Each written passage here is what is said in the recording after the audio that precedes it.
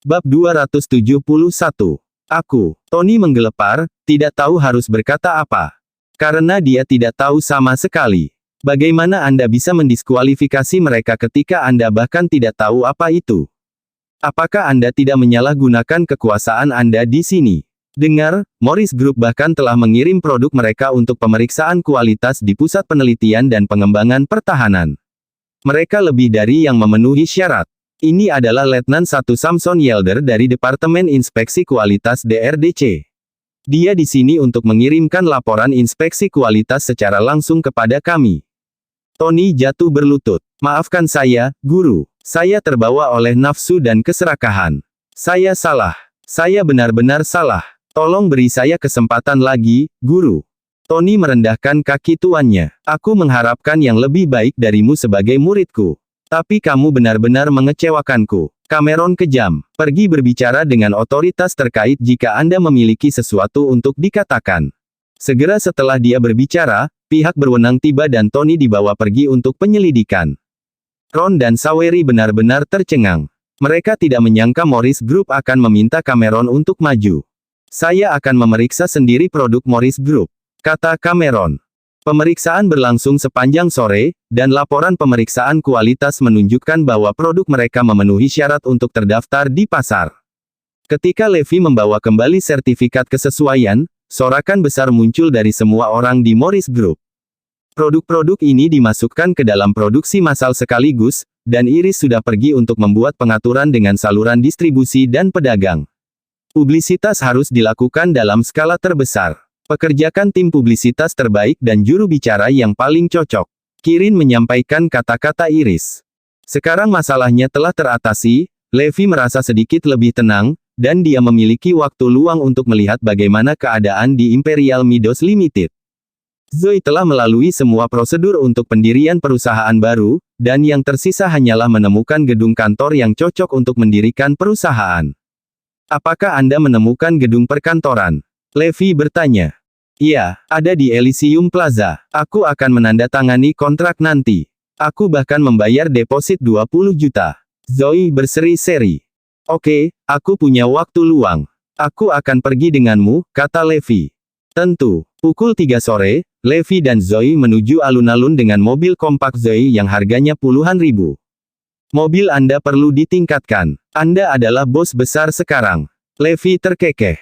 Tidak apa-apa asalkan nyaman. Zoe berkata tanpa gairah. Sayang, kamu tidak sama sekarang. Kamu akan bertemu orang kaya yang gila setiap hari. Bayangkan betapa tidak amannya mereka jika mereka ingin bekerja sama denganmu tetapi mereka melihat mobil kecil mungil ini. Kamu terlihat seperti orang yang akan berlari pergi setelah mendapatkan sejumlah uang. Baiklah, aku akan meluangkan waktu untuk mendapatkan mobil. Zoe mengakui, berpikir bahwa penjelasannya cukup masuk akal. Aku akan membelikanmu satu. Meskipun Zoe tersentuh, dia tidak mengambil hati kata-kata Levy. Levy tidak punya uang. Bagaimana dia akan memberiku mobil? Mereka segera tiba di Elysium Plaza. Ketika mereka sedang menunggu lift untuk naik, mereka melihat Henry dan Son berjalan keluar dari dalam. Apa yang kalian lakukan di sini? Zoe punya firasat buruk tentang ini. Kebetulan sekali. Apakah kamu di sini untuk menyewa gedung perkantoran juga? Maaf, tapi kamu tidak punya kesempatan sekarang. Aku sudah menyewa gedung yang kamu minati, Zoe, kata Son, melambaikan perjanjian sewa di tangannya.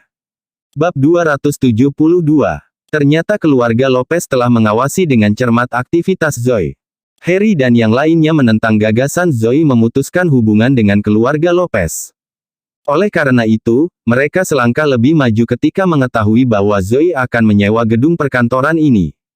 Wanita malang itu tercengang saat melihat persetujuan di tangan Son. Dia dengan cepat naik lift bersama Levy dan datang ke kantor penanggung jawab Elysium Plaza. Nona Lopez, Anda di sini. Barney Geller, orang yang bertanggung jawab atas negosiasi kontrak, menyambutnya dengan hangat. Saya di sini untuk menandatangani kontrak, Tuan Geller, kata Zoe. Kami sedang berbicara di telepon, ingat. Saya menyewa Blok B selama 5 tahun dengan harga 30 juta.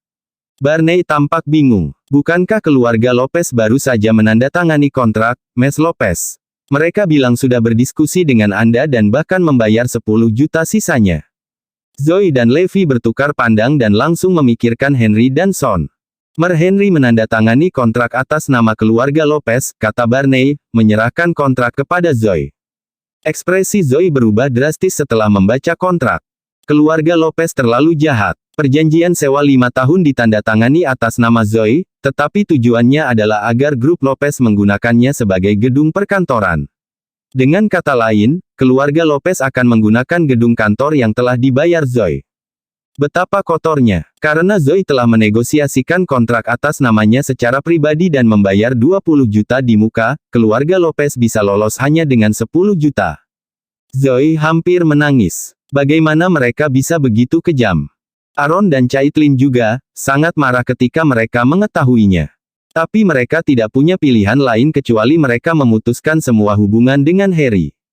Dia sama sekali tidak menganggapku sebagai putranya. Dia selalu bias terhadap saudara-saudaraku dan tidak pernah membantuku. Aaron sangat marah melampaui kata-kata.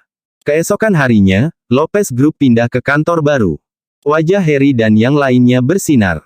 Pindah ke kantor baru hanya dengan 10 juta adalah hal yang luar biasa. Tapi Zoe hanya bisa melihat tanpa daya. Zoe, kamu telah memberikan kontribusi lain untuk keluarga. Aku sangat senang untukmu. Henry terkekeh. Kau melakukannya dengan baik, Zoe. Harry menambahkan, saya sangat senang. Saya akan memuji Anda di pertemuan tahunan. Kudengar kau juga ingin pindah ke gedung kantor baru, Zoe. Benarkah? Sehun tertawa. Sungguh mengecewakan. Elysium Plaza terisi penuh. Zoe mengepalkan tinjunya dengan erat. Keluarga Lopez tidak hanya menipunya, tetapi mereka juga datang untuk mempermalukannya. Gedung perkantoran Imperial Meadows Limited cukup bagus, Zoe. Kamu tidak perlu berubah. Lagi pula, kamu tidak pasti bisa pindah bahkan jika kamu sudah menandatangani kontrak. Fabian tertawa. Hahaha. Harry dan yang lainnya tertawa terbahak-bahak. Tentu saja Zoe mengerti bahwa itu adalah ancaman. Keluarga Lopez bertekad untuk mencegahnya mendirikan perusahaan baru. Tidak peduli berapa banyak usaha yang dia lakukan untuk mencari gedung perkantoran, perusahaannya tidak akan pernah bisa pindah. Untuk sesaat, Zoe sedih dan merasa sangat menangis. Dia sangat peduli pada keluarga Lopez, tetapi mereka tidak menganggapnya serius sama sekali. Sama sekali tidak mungkin baginya untuk mendirikan perusahaan baru kecuali dia memutuskan semua hubungan dengan mereka. Serahkan padaku, sayang, kata Levi yang berdiri di samping Zoe. Kembalilah dan bersiaplah untuk pindah ke kantor baru besok pagi. Hah? Sungguh? Zoe menatap Levi tak percaya. Tidak ada yang salah jika kamu mendengarkanku. Setelah meninggalkan Elysium Plaza, Levi pergi mencari clue. Bab 273. Bisakah Anda membantu saya mencari tahu apakah ada bangunan komersial yang dijual di pusat kota? Levi bertanya. Hah? Apa yang kamu lakukan? Clue menjawab dengan pertanyaannya sendiri. Zoe ingin mendirikan perusahaan baru dan saya perlu mencarikan dia gedung perkantoran, jawab Levi. Clue hijau karena iri. Betapa menyenangkannya jika saya menjadi pahlawan wanita. Baiklah, aku akan bertanya padamu. Clue pertama-tama menjangkau koneksinya, lalu menghubungi Direktur Bayview Garden Real Estate. Akhirnya, setelah beberapa jam, ada tanggapan dari klien lama Clue. Dia adalah pemilik Union Square di sekitar Northampton Center, di mana ada sebuah bangunan yang kosong dan tidak bisa lebih cocok untuk digunakan sebagai gedung perkantoran. Clue membawa Levi ke Union Square untuk menemui pemiliknya, Emmett Brown, yang sudah lama menunggu. Emmett telah kehilangan rambut di atas mahkota, lingkaran pucat di sekitar matanya, dan wajah pucat. Terlihat jelas pada pandangan pertama bahwa dia telah menjalani kehidupan pesta pora. Clue mengenakan pakaian bisnis dan sepasang sepatu hak tinggi yang melengkapi kaki panjangnya yang indah yang terbungkus stoking hitam, terlihat sangat seksi. Emmett tidak bisa menahan diri untuk tidak meliriknya. Tapi dia menahan keinginannya saat dia membawa mereka berkeliling gedung. Levi langsung menyukainya. Ini pasti jauh lebih baik daripada Elysium Plaza, terutama lokasinya. Harganya juga pasti mahal. Saya kira itu sekitar 80 juta selama 5 tahun. Harganya bisa dinegosiasikan. Mengapa kita tidak membawa diskusi ini ke kantor saya saja? Emmett menggosok tangannya dalam kesenangan yang disimulasikan. Dia memperhatikan Clue untuk beberapa waktu sekarang. Di masa lalu, dia bahkan ingin dia tunduk dengan membelikannya rumah, tetapi dia ditolak. Emmet bersumpah untuk tidur dengannya hari ini. Di kantor, Emmet terkekeh, seperti yang kalian ketahui, Union Square terletak di lokasi utama di Northampton, kedua setelah Northampton Center. Biayanya 200 juta untuk 5 tahun. Mendengar sosok itu, kulit Levi dan Clue berubah. Mereka sepenuhnya menyadari harga pasar. Kakek tua ini menuntut harga yang selangit. Tidakkah menurut Anda itu sedikit tidak masuk akal, Mer Brown? Levi bertanya. Benar, dia punya uang, tapi dia tidak bisa mentolerir perampokan siang hari. Itulah harga untuk area ini. Mengapa kamu bahkan mencari area ini jika kamu tidak mampu membelinya? Emmet tidak kenal kompromi. Kalau begitu mari kita negosiasikan harganya. 200 juta terlalu banyak, kata Levi. Iya, Tuan Brown. Apakah mungkin untuk bernegosiasi? Clue juga angkat bicara. Emmet menatap Clue dengan pandangan mesum. Tentu saja kita bisa, tapi itu tergantung siapa yang mau bernegosiasi denganku. Emmet menatap Levi. Jika itu dia, maka akhiri diskusi. Tapi kalau itu kamu, Mes Maci, akan ada banyak diskon. Kita bisa membicarakan ini pelan-pelan. Clue melirik Levi untuk meminta izin sebelum mengangguk. Oke, Mer Brown. Akan saya lakukan. Emmet menyeringai. Saya tidak suka jika ada orang lain di sekitar saya ketika saya sedang membicarakan bisnis. Jadi tuan ini, bolehkah saya meminta Anda untuk pergi? Tunggu aku di luar, Levi. Aku akan menangani ini, kata Clue. Setelah Levi keluar, Emmet mengunci pintu dari dalam. Wajah Clue menjadi gelap. Apa artinya ini, Tuan Brown? Emmet menyeringai, agar kita tidak diganggu, Mes Maci. Tuan Brown, tolong beritahu saya harga terendah yang Anda pikirkan. Emmet tersenyum penuh nafsu, itu tergantung sikap Anda, Mes Maci. Bab 274. Clue tampak terkejut. Sikapku. Iya, sikapmu akan menentukan harganya. Emmet memasang seringai jahat. Kalau begitu, saya akan berterus terang dengan Anda, Mes Maci. Tidurlah dengan saya selama 1 malam dan saya akan menurunkan harganya menjadi 80 juta. Apa? Ekspresi Clue berubah. Dia segera mengerti bahwa Emmet sengaja menaikkan harga. Aku tahu itu. Paling hanya 80 juta. Dia menaikkan harga menjadi 200 juta hanya agar dia bisa memaksaku untuk tidur dengannya. Emmet bangkit dan berjalan mendekati Clue. Pikirkan, Mes Maci. Anda bernilai 120 juta. Bukankah itu banyak sekali? Anda pasti wanita paling mahal di dunia. Emmet Brown. Kau melakukan ini dengan sengaja. Apa kau pikir aku buta? Kau tahu, itu tidak benar. Clue membalas. Jadi bagaimana jika saya melakukannya dengan sengaja? Jika Anda tidak setuju, saya bersumpah teman Anda tidak akan pernah bisa menyewa gedung perkantoran di Northampton. Ini masalah kata-kata saya dengan koneksi dan reputasi saya. Pikirkan dengan bijak sebelum Anda menjawab saya. Emmet tertawa licik. Dia tidak bisa menahan diri lebih lama lagi. Clue menjadi linglung. Emmet pasti memiliki kemampuan untuk melakukan ini. Sebagai seseorang yang menganggap urusan Levi lebih serius daripada dirinya sendiri, dia akan merasa menyesal jika dia tidak dapat menemukan gedung kantor untuknya. Dalam keadaan trans, Emmet menerjang ke arahnya. Ayo, serahkan saja padaku, ya. Aku akan baik-baik saja. Emmet tertawa tidak senonoh. Apakah Clue mau atau tidak, dia bertekad untuk tidur dengannya hari ini. Dia sudah mengatur seseorang untuk menjaga Levi agar tidak ada yang mengganggunya. Tepat pada waktunya, pintu keamanan terbanting terbuka dan kemudian jatuh ke tanah. Pintu masuk dramatis Levi membekukan Emmet dan Clue di tempat. Bagaimana Levi menendang pintu keamanan? Apakah dia bahkan manusia? Levi perlahan mendekati Emmet sambil merokok. Semua penjaga keamanan di belakangnya telah jatuh ke tanah. Levi mengirim orang cabul itu terbang dengan satu tendangan dan dia membanting keras ke meja, meludahkan darah. Kau berani memukulku. Aku bersumpah kau akan terlibat dalam perjalanan yang tidak menyenangkan dan kau tidak akan pernah bisa menyewa gedung perkantoran di Northampton. Emmet melolong. Levi mengisap rokoknya dan duduk di kursi kulitnya. Aku akan bernegosiasi denganmu sebagai orang biasa, tapi aku tidak menyangka kamu menjadi orang seperti ini. Yah. Aku akan meletakkan kartuku di atas meja. Seluruh Union Square menjadi milikku sekarang. Emmet mendengus, teruslah membual. Meskipun Clue tahu kekuatan Levi, dia pikir dia terlalu cepat untuk membeli seluruh Union Square. Levi memanggil kepala keluarga Rogers, Glenn. Halo, Rogers. Ini Levi. Aku akan memberimu 10 menit. Beli seluruh Union Square. Glenn terkejut pada awalnya, lalu dia berkata, keluarga Rogers memegang kendali atas Union Square, jadi itu praktis milikmu. Oke, datang dan selesaikan dokumennya, kata Levi. Membeli seluruh Union Square dalam 10 menit. Anda tahu, saya mungkin memiliki hak pengelolaan di Union Square, tetapi keluarga Rogers memiliki kendali mutlak atas itu. Emmet masih berteriak-teriak. 5 menit kemudian, keluarga Rogers tiba. Emmet dengan cepat tersenyum ramah saat melihat mereka. Apa yang membawa Anda ke sini, Tuan Rogers? Mata pencaharian Emmet bergantung pada keluarga. Sepatah kata dari mereka akan menentukan hidup dan matinya. Bab 275.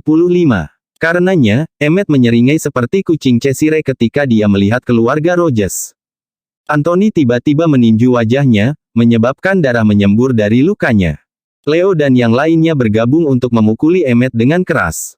Sementara Clue memasang ekspresi kosong dan terperangah, Glenn mengabaikannya saat dia menyerahkan kontrak kepada Levi sambil tersenyum. Union Square milik Anda sekarang, Tuan Garrison.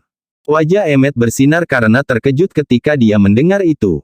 Siapa orang ini yang membuat keluarga Rogers menyerahkan Union Square dalam waktu kurang dari 10 menit? Tuan Garrison, kata Leo. Aku bersumpah sampah ini, Emmet, akan memiliki kehidupan yang sangat buruk mulai sekarang. Kemudian Emmet diusir dari gedung. Itu akan menyenangkan, Levi berkata, mengambil kontrak dan berjalan pergi. Clue melihat ke belakang Levi dengan mata berbinar tergila-gila. Kekagumannya pada pria ini semakin kuat. Ketika Levi kembali, dia menemani Zoe ke Galaxy Hotel. Keluarga Lopez mengundang Zoe ke perjamuan khusus yang mereka adakan untuk memperingati relokasi mereka ke kantor baru. Zoe sayang, kenapa kamu harus melalui semua kesulitan hanya untuk mandiri? Apa salahnya bekerja berdampingan dengan keluarga Lopez? Kata Henry. Iya, kecuali kamu tidak mengakui keluarga Lopez lagi dan kamu ingin mengkhianati kami.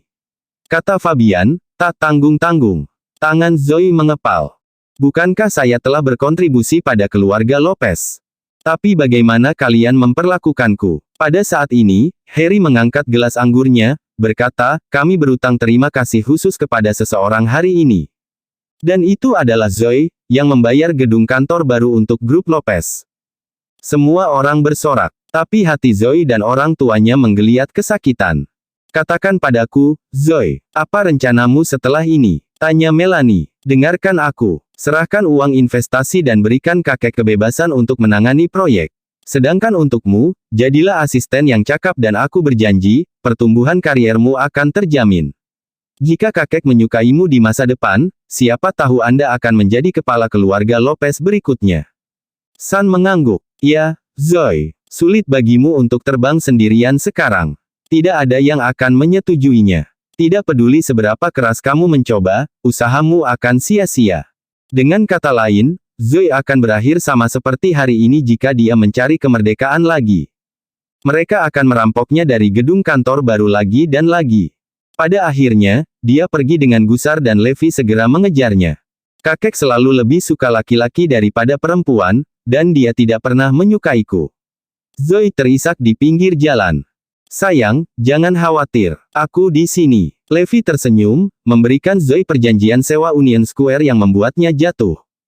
Apa? 10 juta selama 5 tahun. Tapi bagaimana caranya? Dia berpikir untuk menyewa gedung perkantoran di Union Square sebelum ini, di mana pusat kota sebenarnya berada. Meskipun ini akan menjadi demonstrasi kekuatan perusahaan, itu juga bisa mendapatkan kepercayaan dari investor dan mitra bisnis. Namun, dia hanya bisa menyerah karena dia mengharapkan sewanya menjadi 100 juta selama 5 tahun. Oke, jangan terlalu sibuk. Bersiaplah dan pindah besok pagi sebelum keluarga Lopez tahu. Kata Levi. Keesokan harinya di gedung kantor grup Lopez di Elysium Plaza, semua orang masih bergembira ketika Son berlari masuk. Kakek, Paman Fabian, ayah, kita punya masalah. Imperial Meadows Limited benar-benar bergerak. Bersambung.